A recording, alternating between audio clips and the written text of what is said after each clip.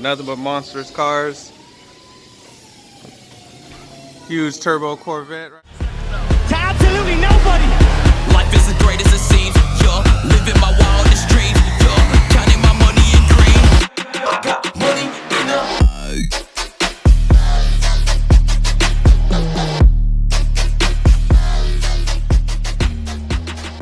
Yo, what's up, YouTube?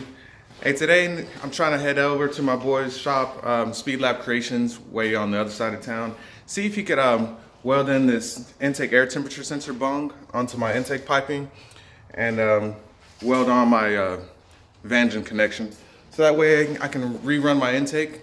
I'm gonna run it down to the passenger side, like underneath the headlight. It'll just go into the wheel well area like that. Like how most cold air intakes go.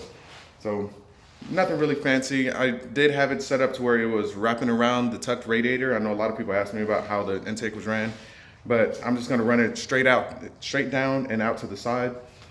And that should be a nice little setup, but I need to get that done so that way the car's all buttoned up, except for the exhaust, obviously, which I still need to save up for. But once I get that, then making a video on that one. So, ride out.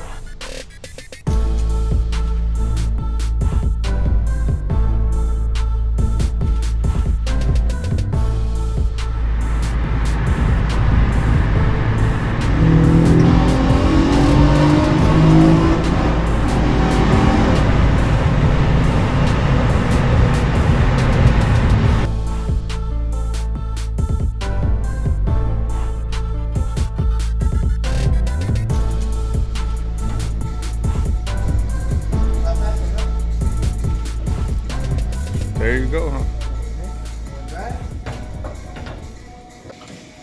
How's it feel, Nova? Welcome to Speedlab Creations. Yeah, this is my boy Jose's shop. Super nice place, man. Nothing but monstrous cars. Huge turbo Corvette right here. It's sweet. Got the Camaro race car. Classic. That's my man right there. Boosted trucks. Got the Audi, we got supercars, we got regular sports cars, we got trucks, got everything in here. Got my man in the back working on my intake piping, get that done. Nothing but quality stuff in here. Quality everywhere. I mean, look at this install, super clean. Custom fabrication and everything. That's one to check out right there. Speedlab Creations. Call them up. Tell them I sent you. Probably won't get you a discount or anything like that, but just tell them I sent you anyway.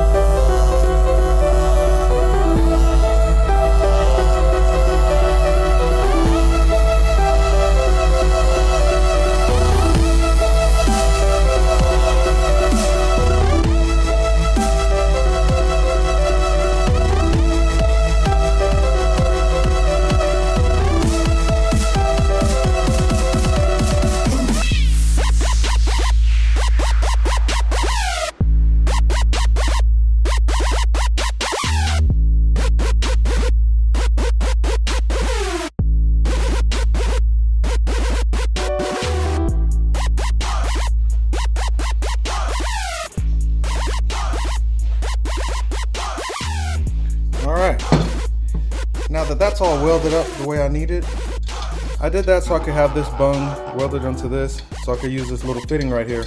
This fitting, I got it from K-Tune. It's another little piece that they made, so that way you can mount your K-Series intake air temperature sensor into the pipe, and it'll cinch down on it. It'll keep it nice and secure. This is really more for like a boost application, or just trying to keep it really nice and clean. Because once that's in place, you're going to get the proper reading for your temperature, and the sensor is not going to protrude in the middle of the piping. It's going to sit like right at the edge, so it's out of the way. and it'll be nice and secure under boost conditions. It's not going to go anywhere at all. So on a K, the intake air temperature sensor is a major deal. Like, you cannot run your K properly without this thing. Like the old B series, H series and stuff like that, you can take that sensor out if you wanted to, or disconnect it. But on the K, this is a must-have.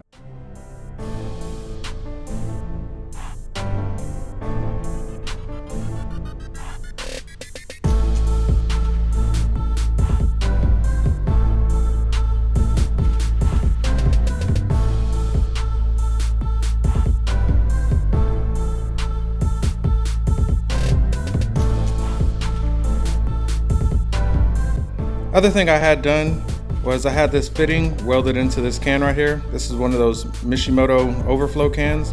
I've had this thing for years and just never really used it because I didn't have it set up the way I wanted. It comes with like a hose barb fitting down here, and the hose that they give you with this thing completely sucks. So like, if you ever buy this can, just automatically be prepared to go buy a different hose for it, because if you use it, no matter what kind of hose clamps you use with it, it's going to leak. It's not the proper size to fit over the hose barb that they supply you with. So anyway, I got this fitting in here, and I have some AN line and a couple of other fittings, and I'll finally run a catch can or a overflow for the coolant. I've had my K-Swap for what, a good 5-6 years, something like that. Well, like 5 years running, and I've never ran an overflow for coolant. What I usually do, especially with the tucked radiator, is that I top off the coolant when I first bleed the system, and then I drain just a little bit out. So that way I have enough room within the cooling system for all the coolant to expand within the system without overflowing. But now with this, I can go ahead and completely top it off, and then this will act as a normal overflow. And I also have an AN fitting right here on the top of the K-Tune water neck. So that AN fitting and line will run down to this can wherever I decide to mount it. And I'll finally have an overflow for everyone that's always wondered how I've ran my car like that. So again, I don't suggest everybody copy me and try to run your setup without an overflow, but this is just to let you know that it's possible and how I actually achieved that. So if you're gonna do it, at least try to follow what I did to make it work, and you'll be good to go.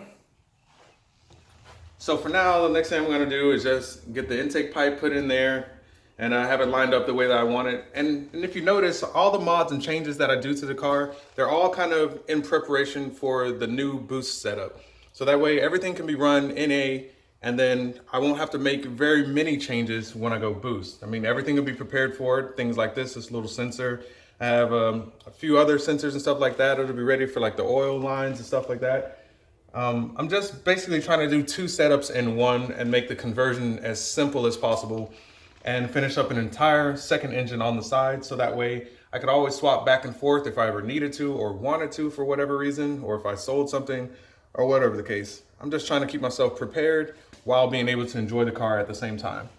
So thanks for everybody for watching, and I'll see you guys in the next one. Sorry this video is really short. It is what it is. I don't have much content because I don't have a whole bunch of money, so it is what it is.